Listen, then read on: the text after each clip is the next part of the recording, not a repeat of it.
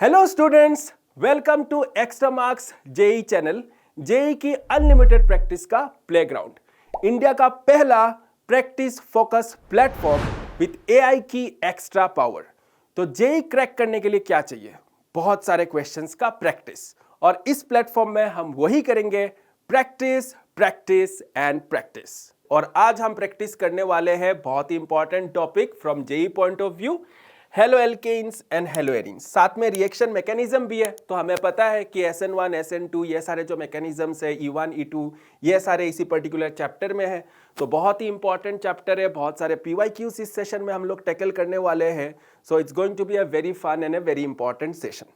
अब आगे बढ़ने से पहले थोड़ा सा हम लोग देख लेते हैं कि जेई में कौन से पार्ट से ज्यादा क्वेश्चंस आए। तो ये जो चैप्टर है 3 पार्ट में ब्रॉडली डिवाइडेड है। हमारे पास हेलो एल्केन्स होता है, उसके बाद हेलो एरीन्स है। हेलो एरीन्स मतलब बेंजीन रिंग के साथ एक हेलोजन एटम, और पॉलीहेलोजन कंपाउंड्स। कुछ कुछ चैप्टर के एंड में कुछ कुछ इंपॉर्टेंट पॉलीहेलोजन कंपाउंड्स है, जैसे फ्रीऑन्स हो गया एटसेट्रा। तो ये सारी चीजें हैं। अब देखो clearly 70% of the questions, majority of the question haloalkanes से आ रहा है। हेलो एल्केन्स के प्रिपरेशन एंड प्रॉपर्टीज यहां से आ रहा है। आप अगर चेक करोगे तो हर साल लगभग ज्यादातर क्वेश्चंस इसी पर्टिकुलर सबसेक्शन से आया है, followed by hello arenes. Hello arenes भी इंपॉर्टेंट है, ठीक है, ज्यादा क्वेश्चंस नहीं आ रहे बट 25% वेटेज है।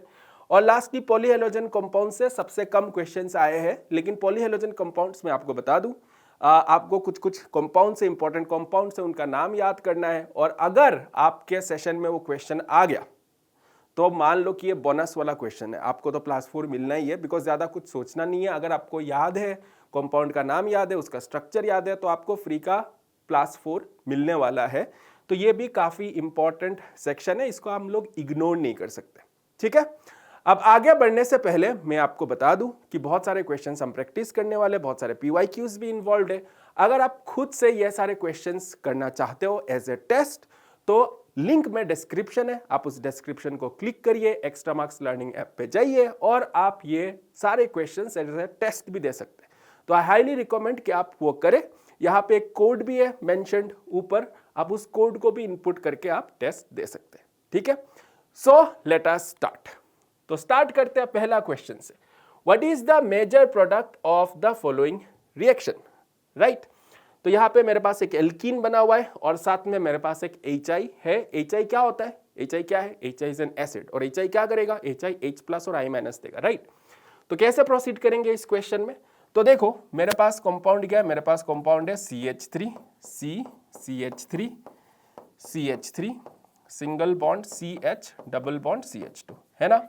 HI क्या है? HI एसिड है, तो इसमें से क्या निकलेगा? H+ निकलेगा। और मेरे पास यहाँ पे क्या है? H+ कहाँ पे अटैक कर सकता है? ये डबल बॉन्डेड सिस्टम पे ये H+ आके चिपक सकता है, H+ आके लग सकता है। अब देखो हाइड्रोजन कहाँ लगेगा? इस साइड लगेगा या इस साइड लगेगा? अगर हम लोग हाइड्रोजन इस साइड लगाएंगे तो हमें क्या मिलेगा? CH3 CH3 CH3 single bond CH, single bond CH2 था, हमने हाइड्रोजन यहाँ पे लगा दिया, ओके। तो हाइड्रोजन हम लोग यहीं पे लगाएंगे।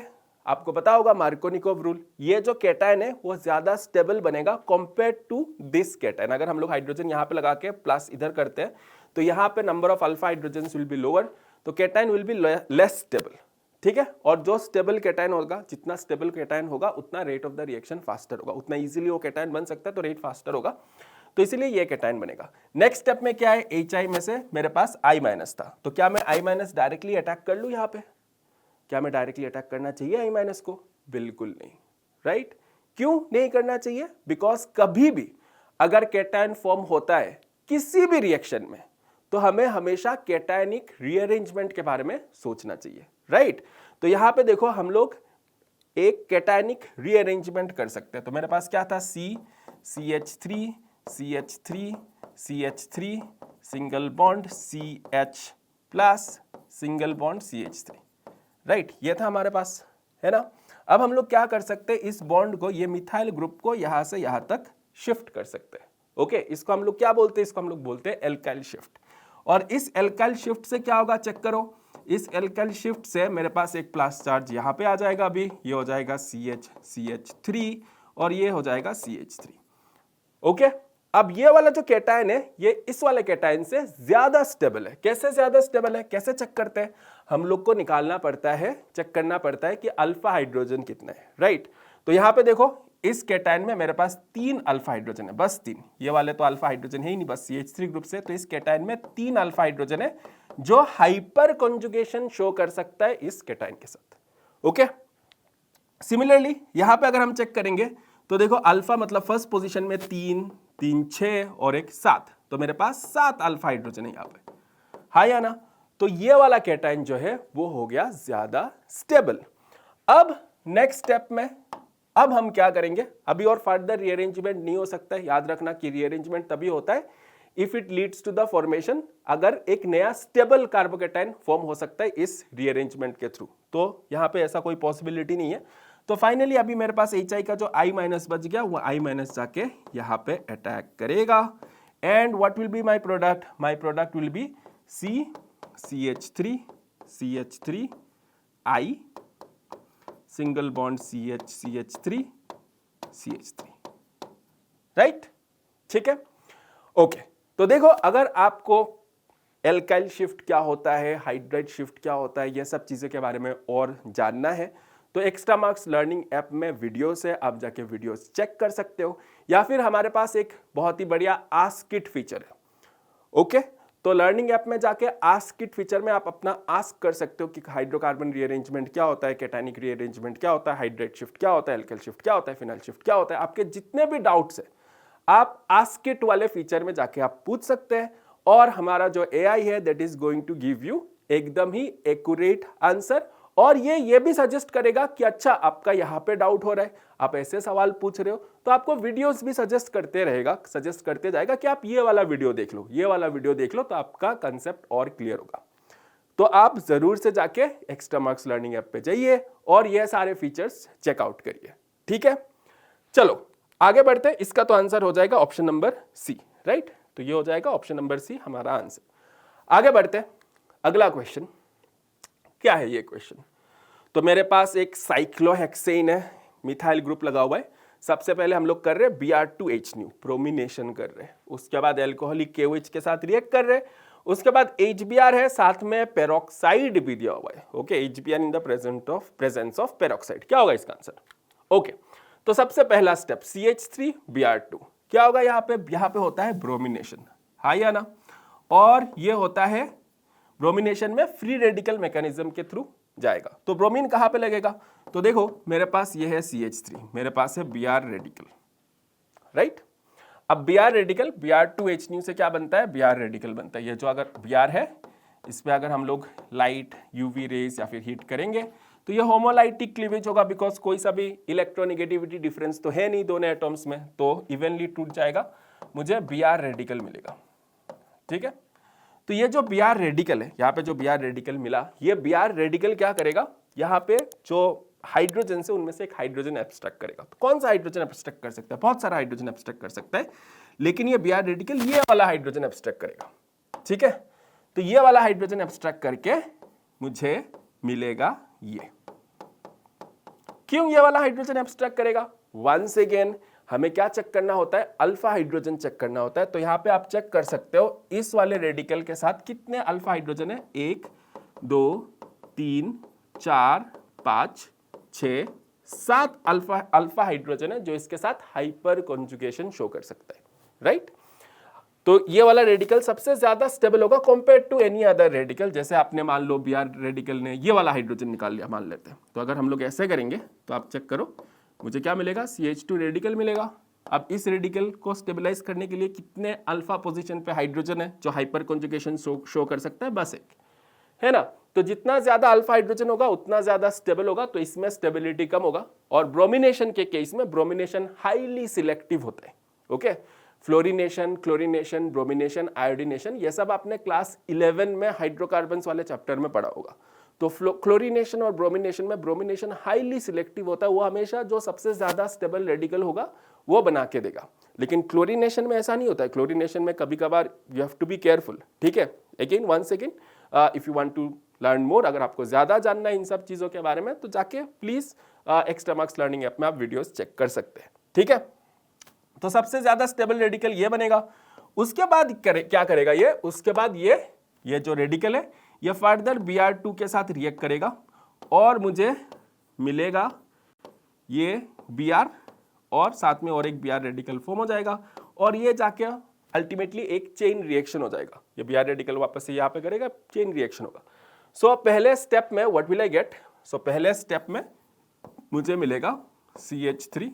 अगर मैं Br2H न्यू करता हूं तो मुझे मिल जाएगा यहाँ पे Br। सही है, ओके। अगला स्टेप क्या है? अगला स्टेप है एल्कोहलिक KOH। एल्कोहलिक KOH, तो एल्कोहलिक KOH क्या करता है? तो एक्वस KOH क्या करता है? एक्वस KOH, तो एक्वस KOH मतलब OH माइनस है और OH माइनस स्ट्रॉन्ग बेस है, न्यूक्लियोफाइल के हिसाब से भी काम कर सकता है। तो OH माइनस क्या कर सकता है? यहाँ पे सब्सटीट्यूशन कर सकता है, Br को हटा के OH लग जाएगा। लेकिन अगर एल्कोहलिक KOH दिया हुआ है, कभी भी अगर क्वेश्चन में एल्कोहलिक KOH दिया हुआ है मतलब ROH, कोई सा भी एल्कोहल प्लस KOH, तो इन दोनों के बीच में रिएक्शन होगा, ठीक है, और मुझे मिलेगा RO minus K plus plus water. अब देखो, हम सबको पता है कि एल्कोहल के कंपैरिजन में वाटर ज्यादा स्ट्रॉन्गर एसिड है ना, ठीक है, जनरल ऑर्गेनिक केमिस्ट्री याद है। तो ये रिएक्शन इतना फिजिबल नहीं है, बैकवर्ड डायरेक्शन में होगा, तो इसीलिए हम लोग क्या करते हैं, हमेशा एक्सेस में लेते हैं। तो लो शेटेलियर प्रिंसिपल, अगर हम लोग एक्सेस में अगर ROH ले रहे हैं तो ये रिएक्शन क्या होगा, फॉरवर्ड डायरेक्शन में जाएगा और हमें RO माइनस मिलेगा।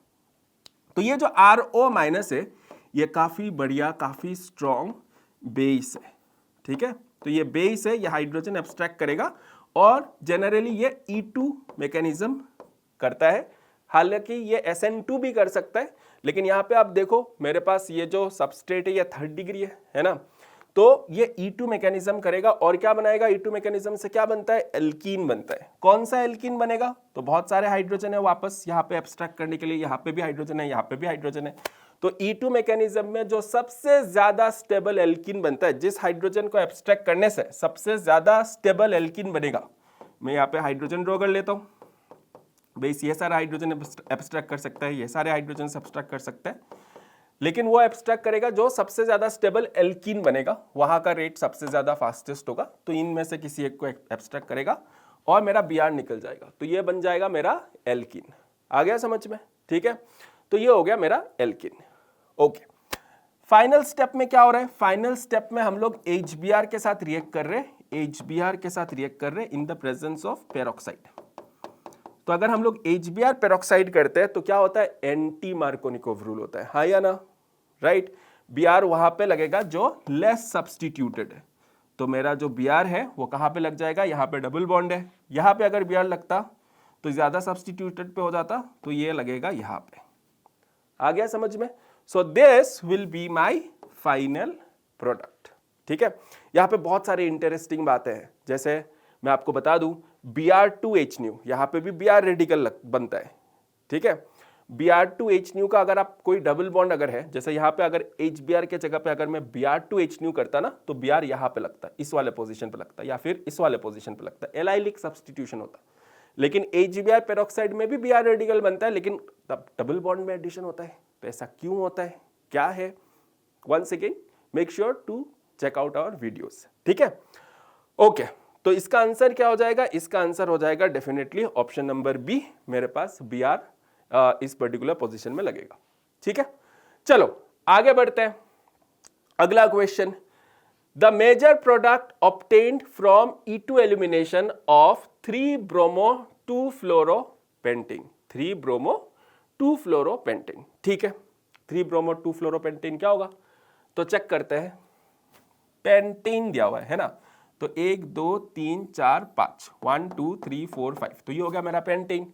और मेरे पास सेकंड पोजीशन पे फ्लोरो है और थर्ड पोजीशन में ब्रोमो है कि नहीं है? ठीक है, ओके। तो हमें ये बताना है कि मेजर प्रोडक्ट क्या होगा अगर हमने इसका E2 एलिमिनेशन किया। तो E2 एलिमिनेशन कब होता है? जब हम लोग कुछ एक स्ट्रॉन्ग बेस, जैसे अल्कोहलिक KOH ले लिया, किसी एक स्ट्रॉन्ग बेस के साथ अगर हम रिएक्ट कर रहे हैं तो क्या होगा मेरा मेजर प्रोडक्ट। तो हमें पता है कि E2 में मेजर प्रोडक्ट कौन सा होना चाहिए?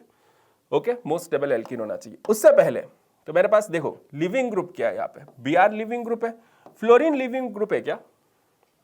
फ्लोरीन लिविंग ग्रुप है क्या? बिल्कुल नहीं, है ना। आयोडीन, क्लोरीन, ब्रोमीन ये सारे लिविंग ग्रुप है। Fluorine is not a good leaving group. Carbon fluorine bond काफ़ी बढ़िया होता है, ठीक है, और F- इतना स्टेबल भी नहीं है। Carbon iodine bond relatively weaker होता है, तो I- बढ़िया लिविंग ग्रुप भी है और बढ़िया न्यूक्लियोफाइल भी है, ठीक है। तो फ्लोरीन लिविंग ग्रुप नहीं है, तो फ्लोरीन तो नहीं निकलने वाला है ना। फ्लोरीन को निकालने के लिए हम लोग को एक बहुत ही स्ट्रॉन्ग बेस चाहिए होगा, E1CB मैकेनिज्म करना पड़ेगा, ठीक है। तो आप E1CB के बारे में भी आप पढ़ सकते हो।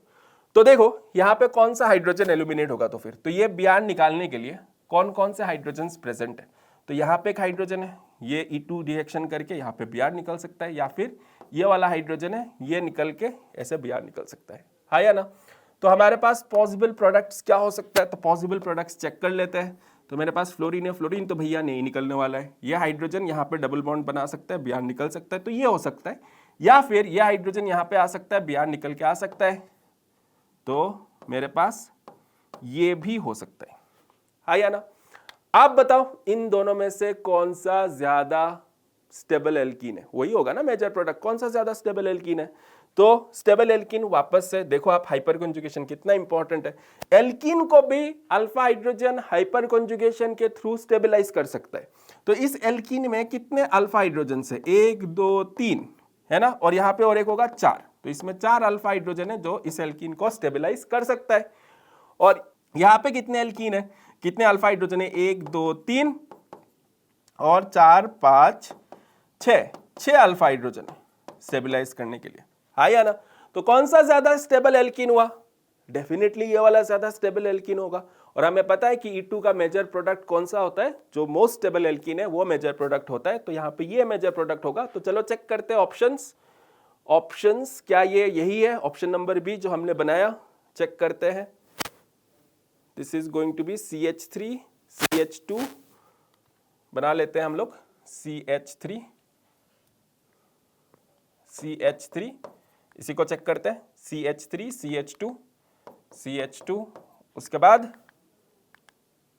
C डबल बॉन्ड C, उसके बाद हो गया CH डबल बॉन्ड C, और हाँ एग्जैक्टली यही कंपाउंड है, चेक करो यहाँ पे फ्लोरीन लगा हुआ है और फाइनली एक CH3 लगा हुआ है, तो मेरे पास फ्लोरीन लगा हुआ है और CH3 लगा हुआ है। So the correct answer is going to be option number B, ठीक है। चलो आगे बढ़ते हैं।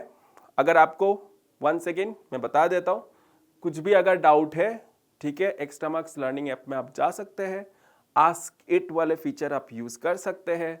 कोई सा भी डाउट हो कि E2 में मेजर प्रोडक्ट जो है वो मोर स्टेबल एल्कीन क्यों है, किस लिए है, तो आप जाके अपना डाउट्स पूछिए वहाँ पे। हम लोग का जो AI है that is going to help you, exactly सही आंसर आपको मिलने वाला है। साथ में आपको वीडियोस भी सजेस्ट होगा कि आप ये देख लीजिए, और बहुत सारे प्रैक्टिस टेस्ट तो है ही, आप वो सब भी अटेम्प्ट कर सकते हैं साथ में, ठीक है। अगला क्वेश्चन, अच्छा हम लोग बहुत सारे क्वेश्चंस यहाँ पे ना PYQs के भी है, तो आप ध्यान रखना थोड़ा सा ऊपर, मैं बार बार पॉइंट आउट नहीं करने वाला हूँ। 2024 के क्वेश्चन है, बहुत सारे क्वेश्चन है, मेजरली PYQ के क्वेश्चन ही हम टेकल कर रहे हैं इस पर्टिकुलर सेक्शन में। तो नेक्स्ट क्वेश्चन है एजर्शन रीजन टाइप। एजर्शन दिया गया है कि haloalkanes react with KCN to form alkyl halides. Haloalkanes KCN के साथ रिएक्ट करके एल्काइल हैलाइड फॉर्म करता है एज मेन प्रोडक्ट, लेकिन AgCN जो है आइसोसाइनाइड फॉर्म करता है एज द मेन प्रोडक्ट, ठीक है। यह है एजर्शन। क्या ये एजर्शन सही है, क्या लगता है आपको, क्या ये सही है? चलो देखते हैं।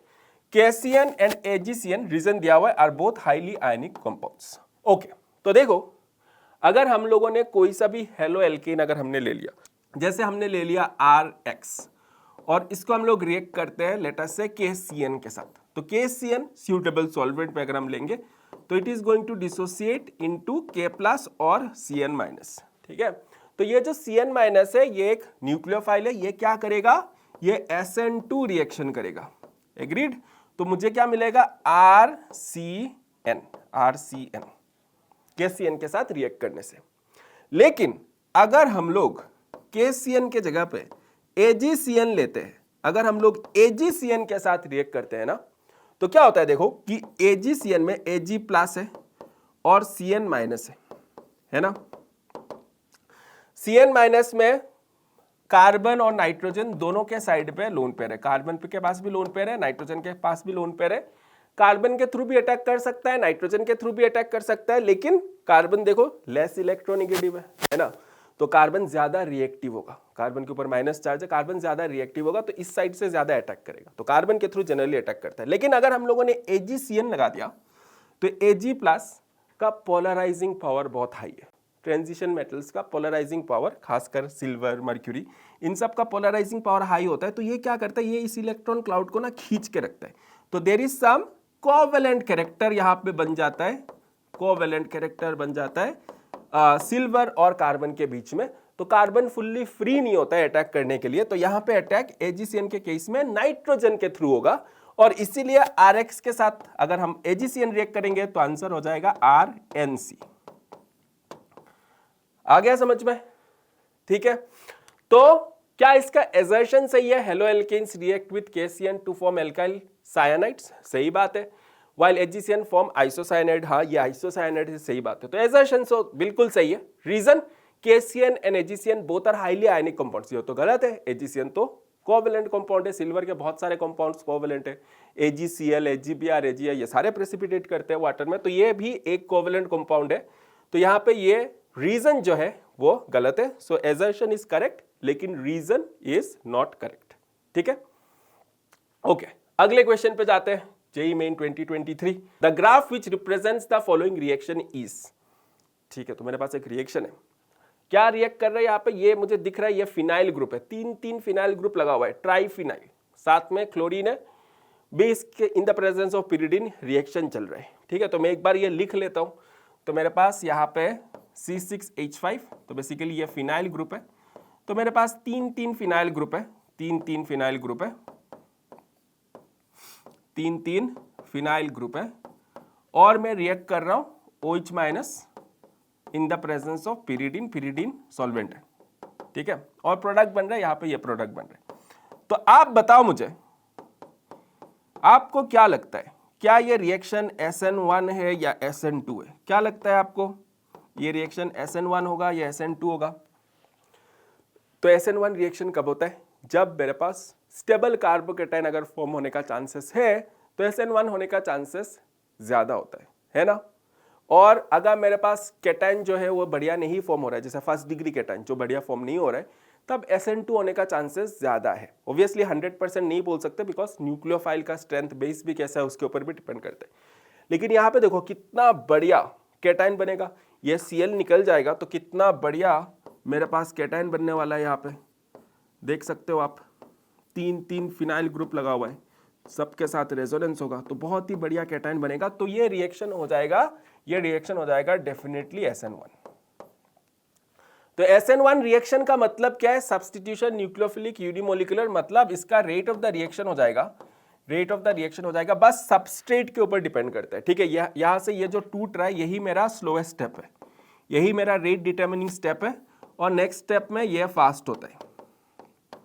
तो रेट ऑफ द रिएक्शन इसी स्टेप के ऊपर डिपेंड करेगा, और ये यूनिमोलिकुलर है तो इट विल बी आपका RCl⁻⁴, राइट, बाकी किसी चीज के ऊपर डिपेंड नहीं करेगा।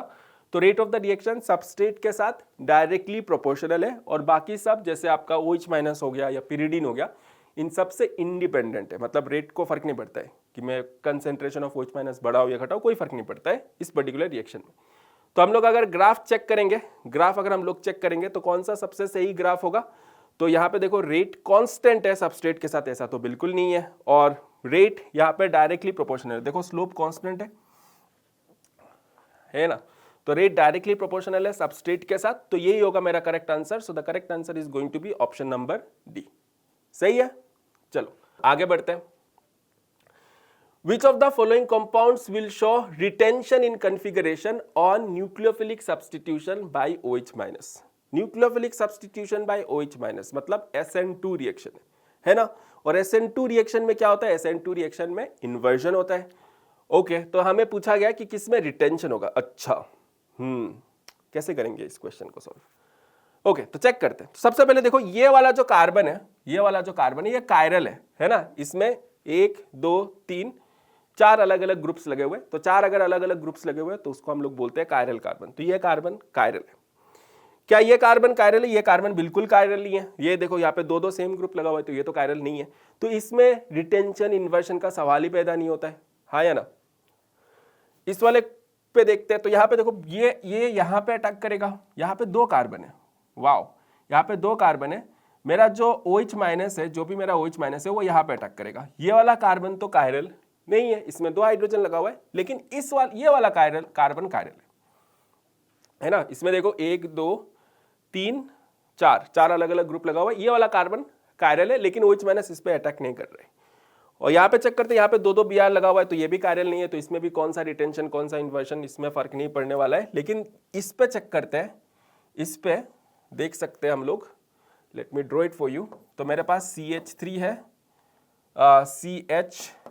C2H5, उसके बाद क्या है, उसके बाद CH2Br, तो CH2Br, ठीक है।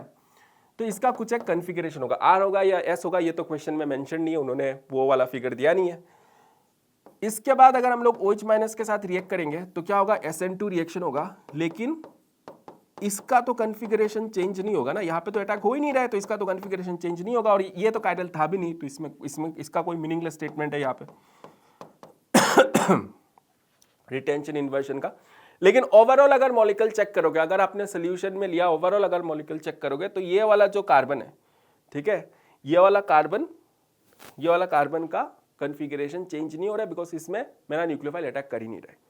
तो इस वाले ऑप्शन में, ऑप्शन नंबर बी में मेरा रिटेंशन हो जाएगा कन्फिगरेशन का, ठीक है। थोड़ा सा टेढ़ा है ये सवाल, डायरेक्टली नहीं पूछा है, थोड़ा सा इनडायरेक्टली पूछा है।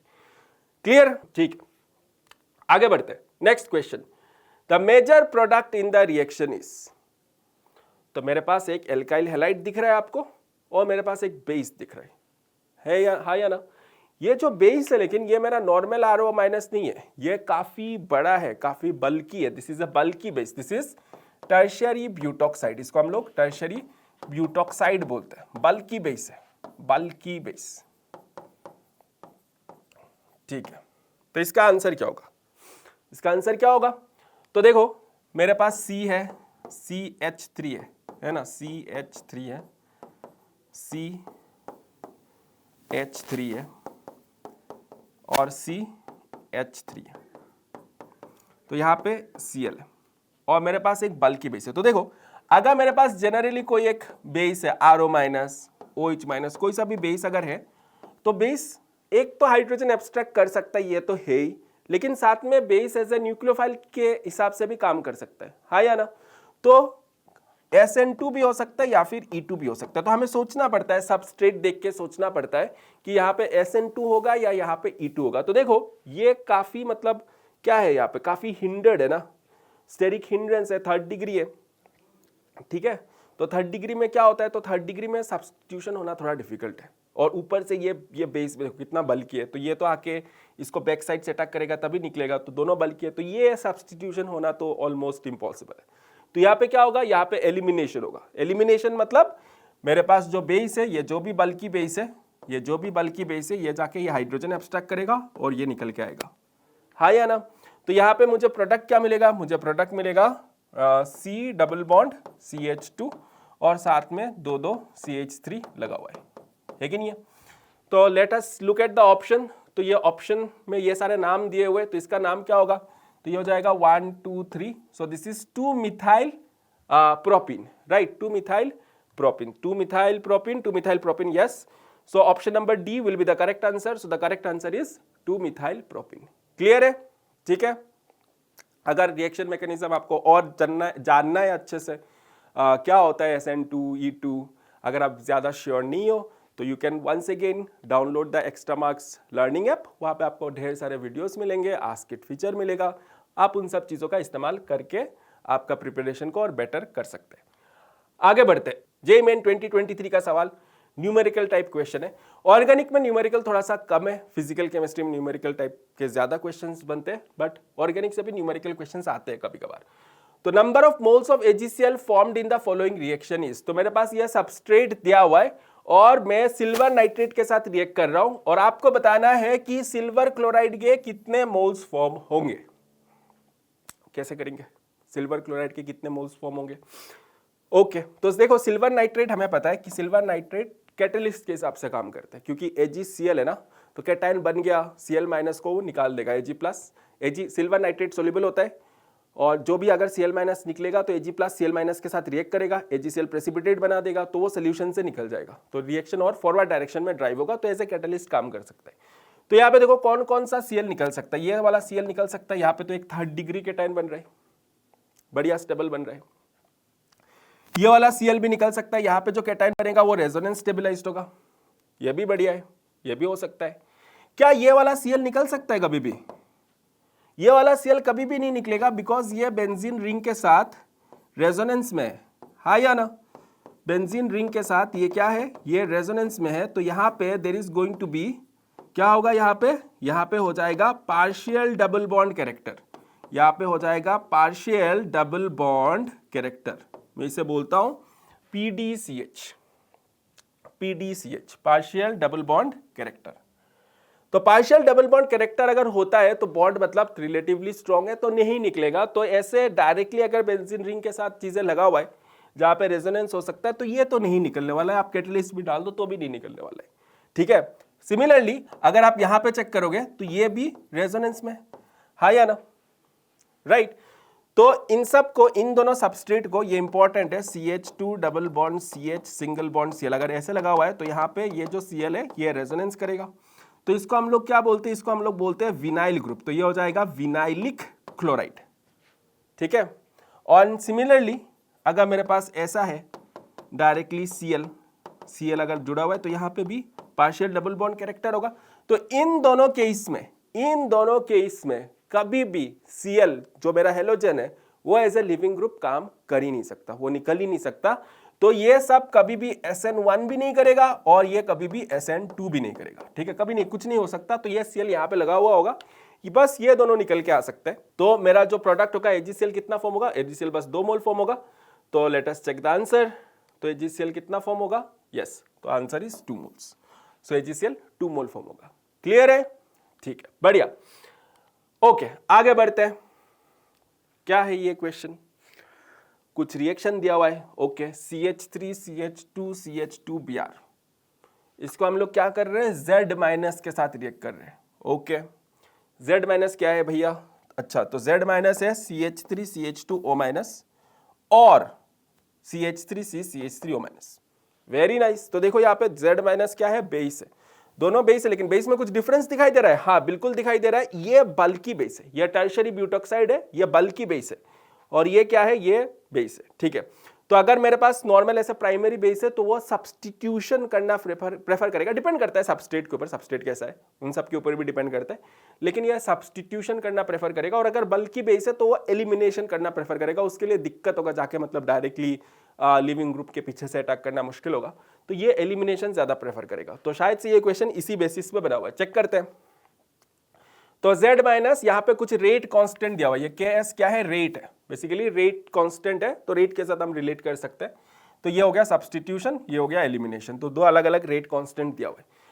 तो Ks and Ke are respectively the rate constant for substitution and elimination. और म्यू क्या है, अच्छा म्यू भी दिया हुआ है Ks/Ke, ठीक है, मतलब सब्स्टिट्यूशन बाय एलिमिनेशन का रेशियो दिया हुआ है। करेक्ट ऑप्शन इज, कैसे करेंगे, ठीक है। तो पहला ऑप्शन चेक करते हैं, mu of B is greater than mu of A, mu मतलब सब्स्टिट्यूशन वर्सेस एलिमिनेशन। तो चेक करते हैं, अगर मैं म्यू के बारे में बात करूंगा, ओके, म्यू ऑफ ए, तो के सब्स्टिट्यूशन बाय के एलिमिनेशन है ना, और ए क्या है, ए तो एक बल्कि बेस नहीं है, ठीक है, CH3 CH2O माइनस है, तो ये सब्स्टिट्यूशन प्रेफर करेगा। और यहाँ पे देखो ये मेरा जो सबस्ट्रेट है वो भी फर्स्ट डिग्री है ना, सबस्ट्रेट फर्स्ट डिग्री है, तो बढ़िया है, सब्स्टिट्यूशन होना प्रेफर करेगा रेदर देन एलिमिनेशन। और अगर मैं म्यू बी के बारे में बात करूंगा, तो म्यू बी तो बल्की बेस है, तो बल्की बेस हमेशा एलिमिनेशन प्रेफर करता है, तो क्या सब्स्टिट्यूशन बाय के एलिमिनेशन अगर मैं चेक करूंगा तो एलिमिनेशन वाला रेट फास्टर होगा, सब्स्टिट्यूशन वाला कम होगा, हाँ या ना। तो अगर ए और बी, म्यू ए और म्यू बी कंपेयर करेंगे तो डेफिनेटली म्यू ऑफ ए जो होगा वो greater than mu of B होगा। ये बात तो समझ में आ गया, बिकॉज यहाँ पे डिनोमिनेटर ज्यादा होगा, राइट, सॉरी न्यूमरेटर ज्यादा होगा, डिनोमिनेटर कम होगा, एंड सो ऑन। तो म्यू ऑफ ए तो greater than mu of B है, ठीक है। तो mu of A greater than mu of B, मतलब सी और डी में से कोई एक आंसर हो सकता है, ए और बी तो बिल्कुल नहीं होगा, ठीक है। ओके, अब क्या देखना है, के एलिमिनेशन ऑफ ए, के एलिमिनेशन ऑफ बी। अच्छा, एलिमिनेशन के पॉइंट ऑफ व्यू में देखना है, तो एलिमिनेशन किसका ज्यादा होगा, तो ऑब्वियसली एलिमिनेशन जब मेरा बल्कि बेस होगा तब एलिमिनेशन प्रेफर हो रहा है। सब्स्टिट्यूशन में तो जब मेरे पास z माइनस ए है तब तो सब्स्टिट्यूशन प्रेफर होगा। तो elimination of B will be greater than elimination of A, so the correct answer is going to be option number D. ठीक है, बढ़िया लगा मुझे ये क्वेश्चन, इट वाज नाइस। बहुत सारे कंसेप्ट्स यहाँ पे टेस्ट हुआ है, बहुत बढ़िया। तो ये सारे PYQs ही है, ठीक है, कभी ना कभी आ रहा है, कुछ कुछ एक्स्ट्रा क्वेश्चंस है। सो दिस आर, हम लोगों ने क्या किया, बहुत सारे हेलो एल्केन्स के क्वेश्चंस हमने सॉल्व किया। तो आप देख सकते हो बहुत सारे रिएक्शन मैकेनिज्म्स के ऊपर अलग अलग तरीके का, बेसिस कैसे करेगा, न्यूक्लियोफाइल कैसे करेगा, इन सब चीज़ों के ऊपर क्वेश्चंस है। तो ये जो प्रैक्टिस सेशन से, practice only makes you perfect लोग बोलते हैं, तो आप जितना प्रैक्टिस करोगे उतना बढ़िया होगा। इसीलिए हम लोग यहाँ पे है और हम हमेशा प्रैक्टिस करते रहेंगे। कमेंट्स में आप जरूर डालना कमेंट्स कि आपको नेक्स्ट कौन सा चैप्टर चाहिए जिसमें हम प्रैक्टिस करें, ठीक है। तो अगला क्वेश्चन चेक करते हैं, identify the correct order for the given property of the following compounds. तो यहाँ पे ये फिजिकल प्रॉपर्टीज के ऊपर क्वेश्चन है, बॉइलिंग पॉइंट, डेंसिटी, ये सब चीजें दिया गया है, हमें करेक्ट ऑर्डर में अरेंज करना है। तो कैसे करेंगे, तो बॉइलिंग पॉइंट किसके ऊपर डिपेंड करता है, तो हम सबको पता है कि बॉइलिंग पॉइंट किसके ऊपर डिपेंड करता है, कि बॉइलिंग पॉइंट इन सारे कंपाउंड्स के लिए जहाँ पे हाइड्रोजन बॉन्डिंग का पॉसिबिलिटी नहीं है, boiling point is directly proportional to van der Waals forces. और वैन डर वाल्स फोर्सेस किसके ऊपर डिपेंड करता है, सरफेस एरिया के ऊपर डिपेंड करता है, हाँ या ना। तो जितना ज्यादा सरफेस एरिया उतना ज्यादा होगा मेरा बॉइलिंग पॉइंट, राइट।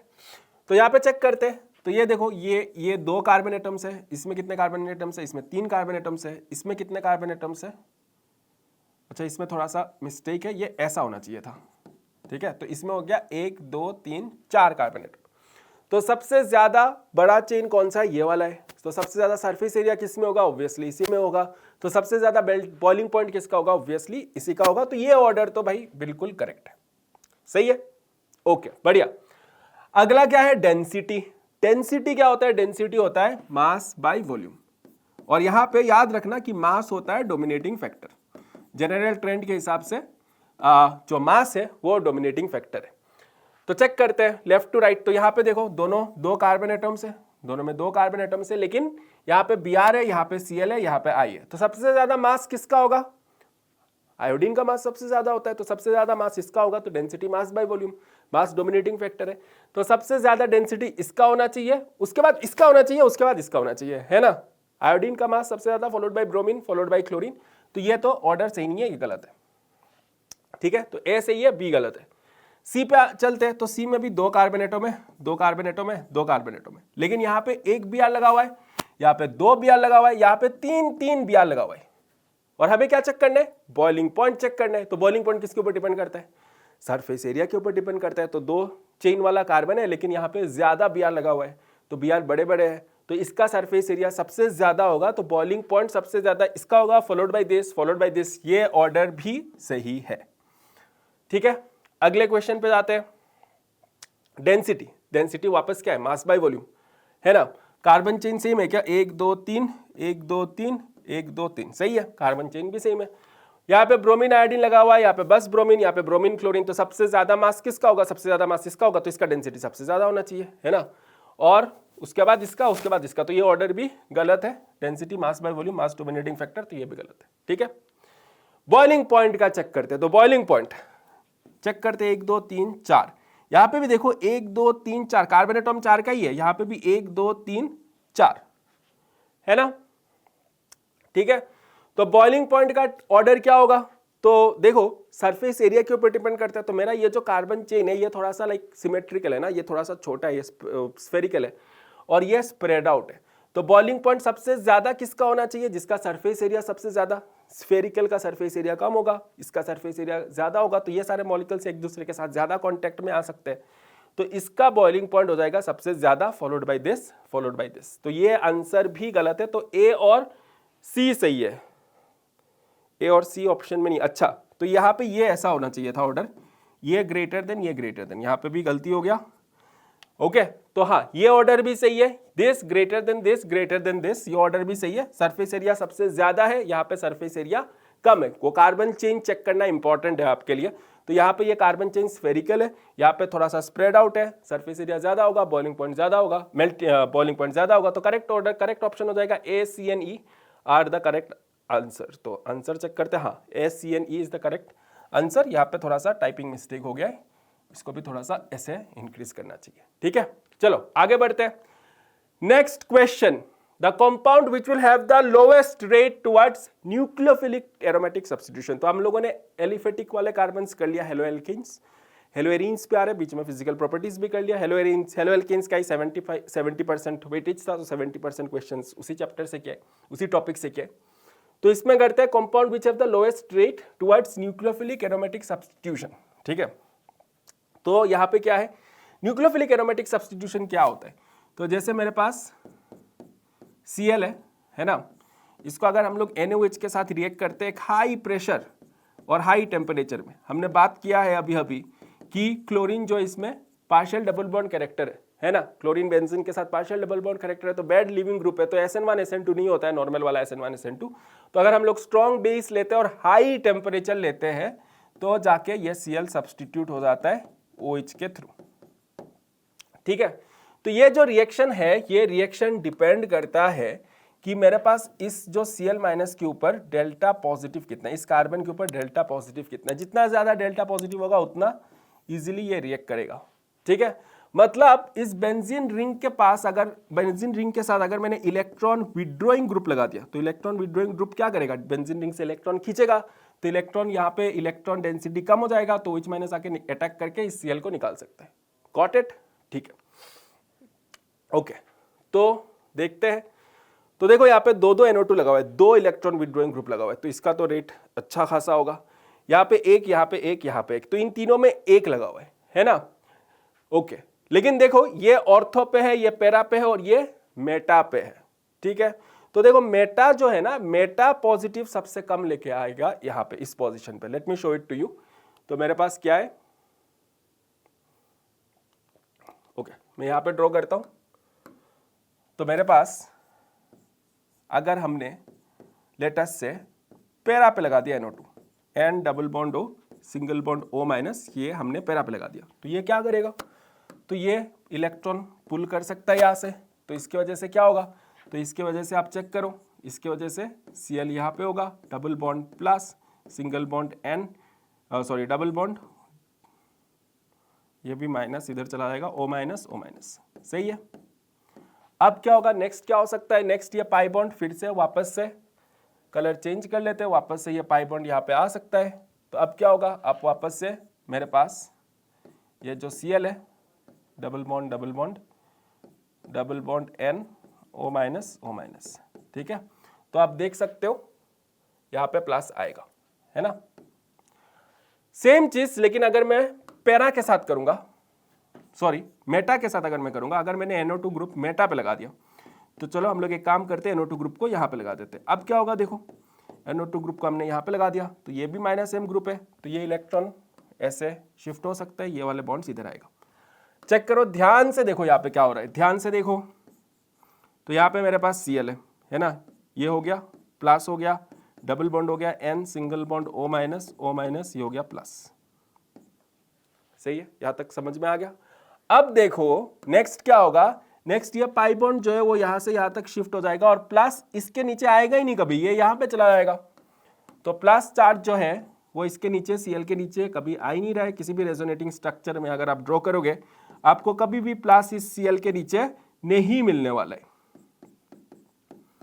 तो अगर मेरे पास चीजें जो इलेक्ट्रॉन विड्रॉइंग ग्रुप है, अगर मेरा इलेक्ट्रॉन विड्रॉइंग ग्रुप मेटा पे लगा हुआ है, तो कभी भी किसी भी रेजोनेटिंग स्ट्रक्चर में इस Cl के नीचे प्लस नहीं आएगा। तो अगर मेरे पास मेटा पे NO2 लगा हुआ है, तब बिकॉज प्लस कम आ रहा है, ठीक है, तो इट इज नॉट मेकिंग ये वाला carbon atom as electron deficient compare to ये दोनों, ये वाले ग्रुप्स। ठीक है, तो यहाँ पे न्यूक्लियोफिलिक एरोमेटिक सब्स्टिट्यूशन का जो रेट है वो सबसे स्लो होगा। ठीक है, क्योंकि रेट इस कार्बन के ऊपर कितना इलेक्ट्रॉन डेफिशिएंसी है उसके ऊपर डिपेंड करता है। ठीक है, तो इसीलिए इस क्वेश्चन का आंसर हो जाएगा आंसर ऑप्शन नंबर सी, ये डी नहीं है, it is going to be option number C. ठीक है, so the correct answer is option number C. Okay, अगला question, in the following series of reactions identify the major products A and B respectively. तो मेरे पास ये reaction है, हमें ए और B निकालना है, क्या होगा। तो हेलो एल्केन्स, हेलो एरीन्स का रिएक्शन है, ब्रोमीन है, ब्रोमीन कैसा ग्रुप है, सो बी आर, मेरे पास यहाँ पे बी आर है। ये कैसा ग्रुप है, ये प्लस एम ग्रुप है ना, लेकिन minus I is greater than plus M. तो ये ऑर्थो एंड पैरा डायरेक्टिंग है, ऑर्थो एंड पैरा डायरेक्टिंग है, लेकिन डीएक्टिवेटिंग है। तो रेट स्लो होता है, लेकिन ऑर्थो और पैरा डायरेक्टिंग है। तो बीआर में अगर मैं SO3H2SO4 कर रहा हूं तो ये क्या है, SO3H2SO4, ये हो गया मेरा सल्फोनेशन, है ना, सल्फोनेशन। और कहां पे लगेगा मेरे पास SO3, कहां पे लगेगा, SO3H ऑर्थो पे लग सकता है, पैरा पे लग सकता है, बिकॉज ये ऑर्थो पैरा डायरेक्टिंग है।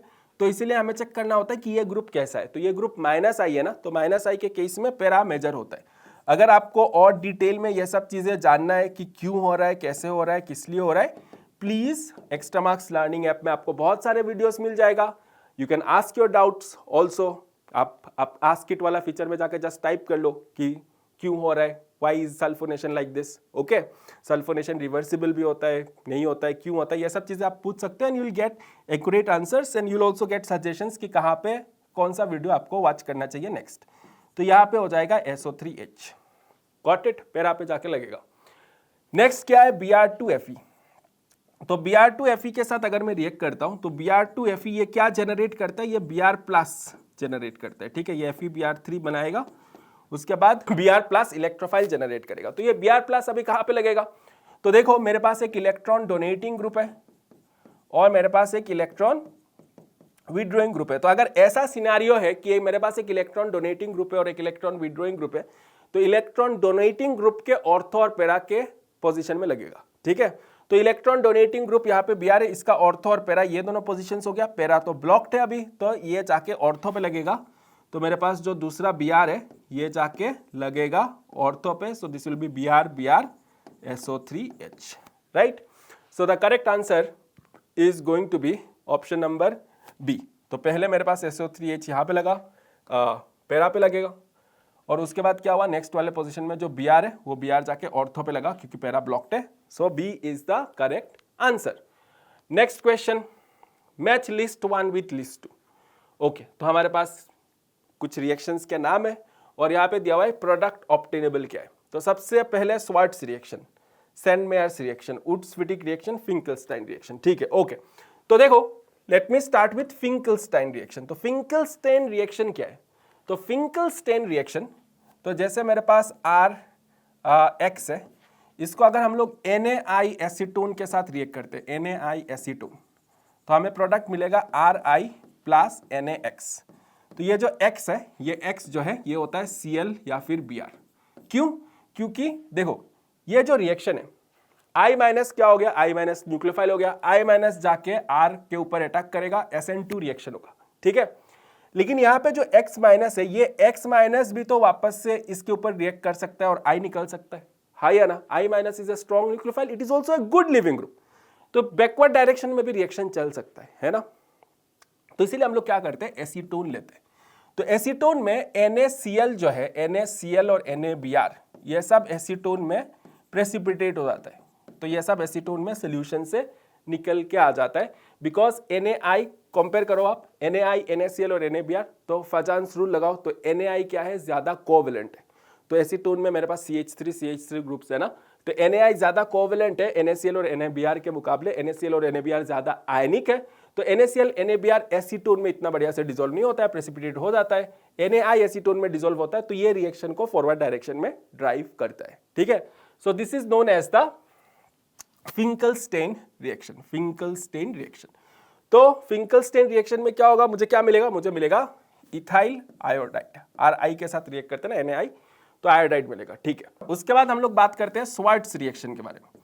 स्वार्ट्स, तो स्वार्ट्स रिएक्शन से हम लोग फ्लोराइड्स इंट्रोड्यूस करते हैं, ठीक है। और फ्लोराइड्स इंट्रोड्यूस करने के लिए हम लोग NaF यूज नहीं कर सकते, तो हम लोग यूज करते हैं RX, हम लोग यूज करते हैं AgF, और ट्रांजिशन मेटल के जैसे Ag2F2, ये सारी चीजें हम लोग यूज करते हैं, तब हमें मिलेगा RF प्लस AgX।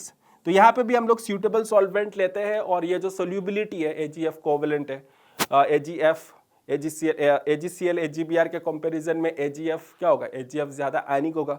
तो प्रॉपर सॉल्वेंट के साथ लेके प्रॉपरली एक्सप्लॉइट करके हम लोग इस रिएक्शन को फॉरवर्ड डायरेक्शन में ड्राइव कर सकते हैं, हीट भी करना पड़ता है हमें, ठीक है। तो ये हो गया मेरा स्वार्ट्ज रिएक्शन फ्लोरीन इंट्रोड्यूस करने के लिए। तो स्वार्ट्ज रिएक्शन हो जाएगा इथाइल फ्लोराइड, ठीक है। ओके, नेक्स्ट बात करते हैं वुड्स फिटिक रिएक्शन के बारे में। वुड्स फिटिक, तो वुड्स रिएक्शन क्या है, बहुत ही फेमस रिएक्शन है वुड्स रिएक्शन। वुड्स रिएक्शन में हम लोग क्या करते हैं, जैसे मेरे पास RX है और इसको हम लोग सोडियम इन ड्राई ईथर में रिएक्ट करते हैं, सोडियम इन ड्राई ईथर। तो हमें क्या मिलेगा, हमें मिलेगा RR, राइट, RR मिलता है।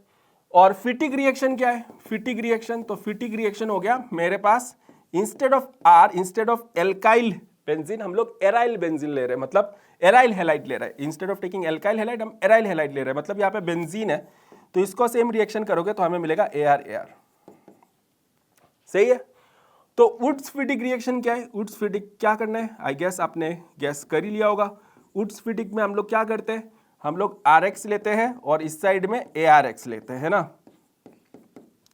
तो हमें क्या मिलेगा, हमें मिलेगा R, एल्काइल बेंजीन मिलेगा, ठीक है। यील्ड पुअर होता है बिकॉज साइड रिएक्शंस भी हो सकता है, RR भी हो सकता है, AR भी हो सकता है, तो यील्ड पुअर होता है, बट हमें ये प्रोडक्ट मिल सकता है। सो वुड्स फिटिक रिएक्शन क्या हो जाएगा, वुड्स फिटिक रिएक्शन में हम लोग को एल्काइल बेंजीन, सो इथाइल बेंजीन हो गया। तो फाइनली सेंडमेयर एक ही ऑप्शन बचा, तो सेंडमेयर रिएक्शन क्या हो जाएगा, सायनो बेंजीन। सेंडमेयर रिएक्शन के बारे में भी बात कर लेते हैं।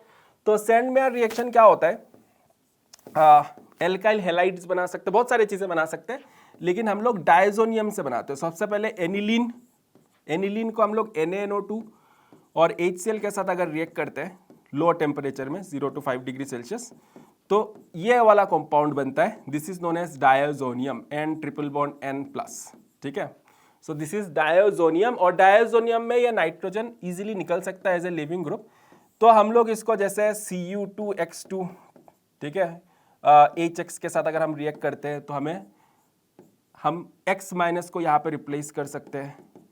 हम लोग CuCN KCN के साथ अगर रिएक्ट करते हैं तो हम लोग साइनाइड को यहाँ पे लगा सकते हैं।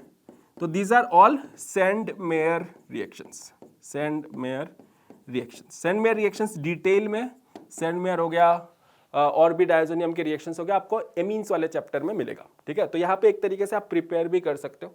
तो cyanide will be like the correct answer यहाँ पे, so cyanobenzene is the correct answer. So the correct option आप चेक कर सकते हो क्या हो जाएगा करेक्ट ऑप्शन, A का हो जाएगा 4, B का हो जाएगा 3, ठीक है, C का हो जाएगा 1, D का 2। So the answer is correct, so C is going to be the correct answer. ये 2023 का PYQ था। ओके, नेक्स्ट क्वेश्चन, अगला question, consider the following sequence of reactions, ठीक है। 11.25 milligram of chlorobenzene will produce this into 10⁻³ of milligram product B। Okay, तो ये reaction का क्या प्रोडक्ट होगा, चलो करते हैं। तो मेरे पास क्लोरीन था, है ना, क्लोरीन को मैंने मैग्नीशियम के साथ रिएक्ट किया, है ना, मैग्नीशियम ड्राई ईथर। तो मैग्नीशियम ड्राई ईथर से क्या बनेगा, मैग्नीशियम ड्राई ईथर से ग्रिग्नार्ड रिएजेंट बनता है ना। तो यहाँ पे मुझे क्या मिलेगा, मुझे मिल जाएगा MgCl। So this is going to be MgCl, so ये R- है, सॉरी। उसके बाद CO2H3O+, तो ये बहुत ही स्पेशल रिएक्शन ऑफ ग्रिग्नार्ड है। तो ग्रिग्नार्ड को ये R- है, इसको हम लोग अगर CO2 फॉलोड बाय H+ करते हैं तो क्या बनेगा, मेरे पास COOH बनेगा, ठीक है, COH। तो ये तो R- हो गया ना, ये R- हो गया, RMgX मतलब क्या है, R- मान सकते हैं, even though fully formed carbon नहीं बनता है, फिर भी R- मान सकते हैं। और ये मेरे पास C डबल बॉन्ड O है, ये जाके इस पे अटैक करता है, तो हमें मिलेगा RC डबल बॉन्ड O-, ठीक है, एसिडिक मीडियम में RCOH, तो ये बन जाएगा। उसके बाद हमने क्या किया, उसके बाद हमने एमोनिया के साथ रिएक्ट करके हीट किया, एमोनिया के साथ रिएक्ट करके हीट किया। तो ये आगे वाले चैप्टर्स में आपको मिलेगा। एमोनिया के साथ अगर आप हीट करोगे तो पहले तो एमोनियम आयन बनेगा, उसके बाद एमाइड बनेगा, ठीक है। और फाइनली हम लोग Br2NaOH के साथ रिएक्ट कर रहे हैं, ब्रोमीन इन NaOH। तो ये होता है Hofmann bromamide degradation, okay. Bromine NaOH Hofmann bromamide degradation करता है, X2NaOH हेलोफॉर्म रिएक्शन भी करता है। तो यहाँ पे हो जाएगा हॉफमैन ब्रोमामाइड डिग्रेडेशन, और ये ब्रोमा एमाइड का डिग्रेड करके C डबल बॉन्ड O हटा देता है। तो हमें starting from here I will get this, ठीक है, ओके। अब क्या निकालना है, 11.25 milligram of chlorobenzene will produce into 10⁻⁻1 milligram of product B. ये कैसे सॉल्व करेंगे, चेक करते हैं। तो इसका मास कितना हो गया, तो मेरे पास ये हो गया C6, बेंजीन तो होता है C6H6, यहाँ पे एक हाइड्रोजन हटा के क्लोरीन लगा रहा हूं, तो ये हो जाएगा C6H5Cl, ठीक है। और ये क्या हो जाएगा, ये हो जाएगा C6H5NH2, सही बात है। अब इसका मास कितना होगा, कैलकुलेट करो, क्या करना पड़ेगा, 12 इंटू 6 है ना, 12 इंटू 6 72 प्लस 5 प्लस 35.5, सो 5 5 10 11 12 112.5, तो ये 112.5 ग्राम्स, ठीक है। और ये कितना हो जाएगा, ये फिर से 72, ये हो जाएगा 5, नाइट्रोजन का कितना होता है 14, हाइड्रोजन का कितना होता है 2, सो 5 4 9 10 11 12 13 3 1 7 8 9, तो ये हो जाएगा 93 ग्राम्स। मतलब अगर मैं ये रिएक्शन करता हूं 112.5 ग्राम्स ऑफ C6H5Cl लेके, तो मुझे 93 ग्राम्स मिलेगा C6H5NH2 का। तो हमने कितने के स्टार्ट किया, अच्छा हमने 11.25 से स्टार्ट किया है ना। तो अगर हम 111.25 से स्टार्ट करेंगे तो मुझे क्या मिलेगा, 9.3 ग्राम्स मिलेगा, सही बात है, ठीक है, 9.3 ग्राम्स मिलेगा। तो आंसर क्या होगा, अच्छा इंटू 10⁻⁻1 भी है, so this will be 93 into 10⁻⁻1 gram, so the correct answer will be 93, है ना। So the correct answer is going to be, yes the correct answer is going to be 93, ठीक है, okay. Next question, in the following halogenated organic compound the one with the maximum number of chlorine atoms in its structure is, किसमें maximum number of chlorine atoms है, okay. Freon 12 chloral, तो ये मेरा last section है, तो last section में फ्रीऑन्स, क्लोरल्स, क्लोरेल, chloropicrin, gamma hexyne, ऐसे करे बहुत सारे कॉम्पाउंड्स है जो आपको याद करना है, ठीक है। अगर आ गया तो फ्री का मार्क्स है। तो जैसे यहाँ पे आप देख सकते हो 2023 का क्वेश्चन है, वापस से maximum number of chlorine atoms निकालना है स्ट्रक्चर में। तो सबसे पहले फ्रीऑन 12 क्या होता है, फ्रीऑन क्या होता है, तो फ्रीऑन होता है क्लोरोफ्लोरोकार्बन, क्लोरोफ्लोरोकार्बन, है ना।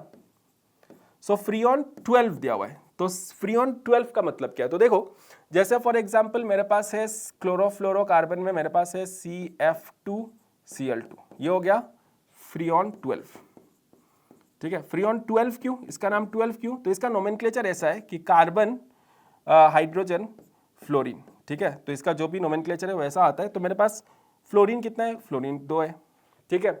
तो हाइड्रोजन, या जितने भी हाइड्रोजन होगा इसको मुझे +1 करना है, जितने भी हाइड्रोजन से +1 करना है और जितने भी कार्बन से -1 करना है, ऐसे करके फ्रीऑन्स का नोमेनक्लेचर है।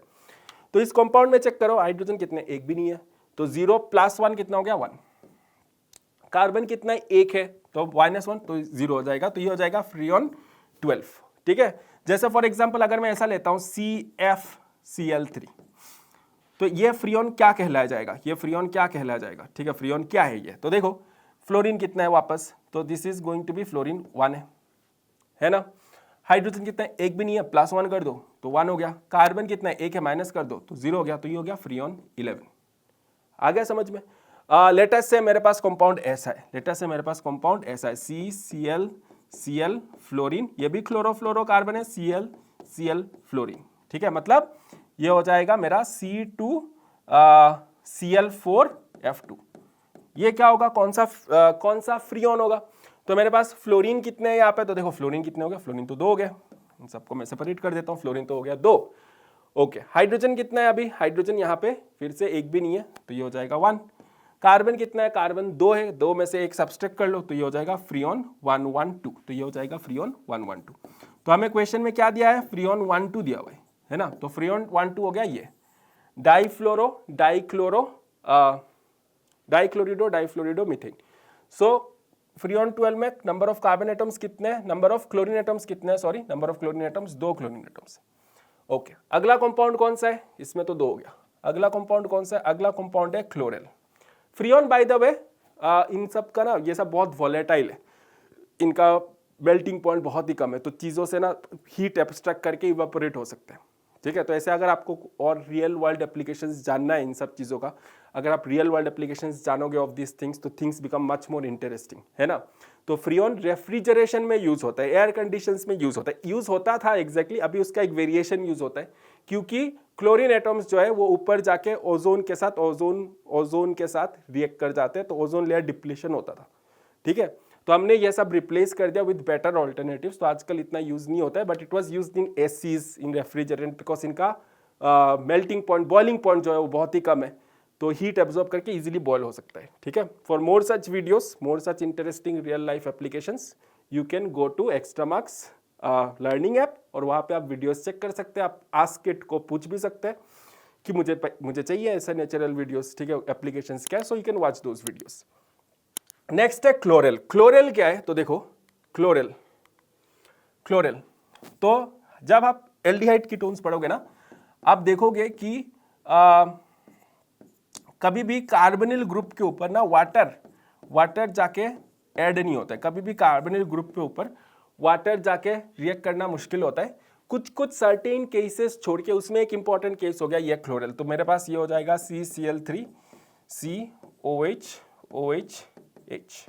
ठीक है। तो इसमें होता क्या है, इसमें कार्बन हो गया, CH कर देता हूँ, ये OH हो गया, ये OH हो गया, और मेरे पास Cl, तो इन सब के बीच में होता है हाइड्रोजन बॉन्डिंग, जिसकी वजह से ये कंपाउंड हो जाता है रिलेटिवली स्टेबल।